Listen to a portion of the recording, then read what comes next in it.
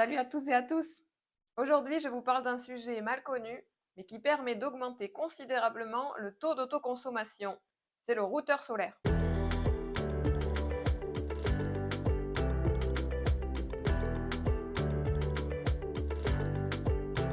Qu'est-ce qu'un routeur solaire? Un routeur solaire, aussi appelé routeur de délestage ou délesteur de production, est un dispositif qui permet de rediriger le surplus des panneaux vers un appareil énergivore de la maison, souvent le chauffe-eau électrique. Il permet d'optimiser son taux d'autoconsommation, c'est-à-dire de consommer au maximum l'électricité produite par les panneaux et donc de faire des économies. Comment fonctionne un routeur solaire? Il mesure le courant en entrée de maison grâce à une pince ampère-métrique. Si on est en surproduction, c'est-à-dire si les panneaux produisent plus que la consommation de la maison, la pince envoie un ordre au routeur pour rediriger l'énergie vers un appareil que l'on a choisi, en général le chauffe-eau électrique. En effet, il est bien plus intéressant au niveau économique d'utiliser sa production que de la revendre à EDF. On va ainsi déplacer la consommation d'un appareil au moment de la production des panneaux. Par exemple, la consommation du ballon d'eau chaude électrique n'est plus la nuit en heure creuse, mais est déportée la journée pendant la production des panneaux solaires. Comment ça marche? Voyons un exemple avec un chauffe-eau électrique de 3 kW.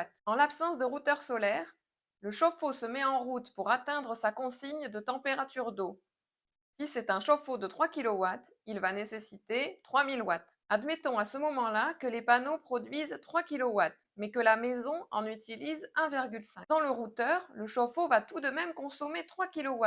Il va utiliser 1,5 kW du surplus des panneaux et 1,5 kW du réseau public. Dans le cas où il y a un routeur, ce dernier force le ballon d'eau chaude à n'utiliser que 1,5 kW et donc à n'utiliser aucune énergie du réseau. Le chauffe-eau va mettre plus de temps à chauffer l'eau, mais peu importe puisque c'est sur la période de production des panneaux. Ces courbes montrent clairement la consommation et le niveau d'autoconsommation de la maison avec routeur et sans routeur solaire. Quel est le prix d'un routeur solaire? Le prix dépend de sa puissance. Il faut donc le choisir en fonction de la puissance de l'équipement à alimenter. Il en existe à tous les prix.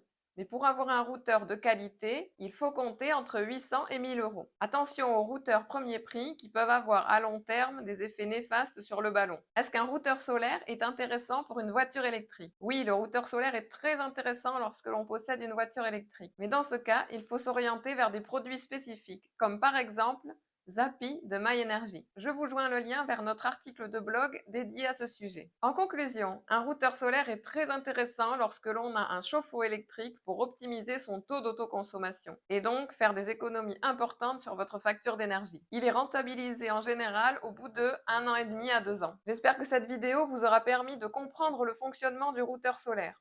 Si vous avez des questions, vous pouvez me les poser en commentaire. Je vous remercie de suivre nos vidéos et à bientôt!